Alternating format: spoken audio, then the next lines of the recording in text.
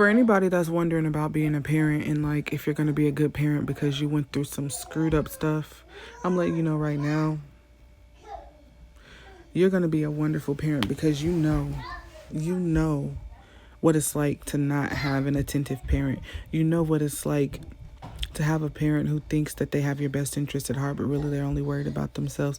You know what it's like to have an emotionally unavailable parent. You know all of that. So when you're dealing with your kids, you're going to keep that at the forefront of your brain. And that's going to give you leeway to be a better parent. So I don't want you to think you can't do this. It's too much. Baby, I am a single mother. I have 4 kids under the age of 7, and then I have my 14-year-old nephew. So there's 5 kids in this house, and I'm the only adult in here. Baby, please put my book down. But I'm letting you know right now, as a child who was molested, as a child who was abused, as a child who did watch abuse a lot, as a child who did try to stay away from home as much as possible because I hated my home life, I protect my children in ways that I was not protected. Now, I had a very great mother, but my mother went through a lot as a child, and she never healed from the things that she went through. So although she thought she was protecting us, she really just kept us in a box and didn't let us do anything. But while we were at home, we had family members coming over all the time, and then that's how my molestation started.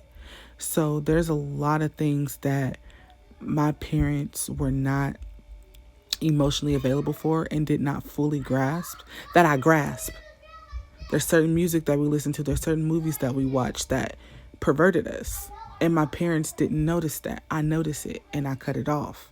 So there's like a lot of things that I've grown from and I refuse to allow to infect my kids. And with that being said, if my kids do see or hear something that is causing them to go down the wrong path, I explain to them why it's not okay and why God wouldn't be okay with it. And with love, I teach them.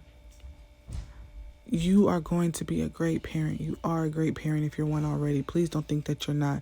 The good thing about God's grace and mercy is that you have another chance to do it again. If you mess up today, it's okay. You have tomorrow.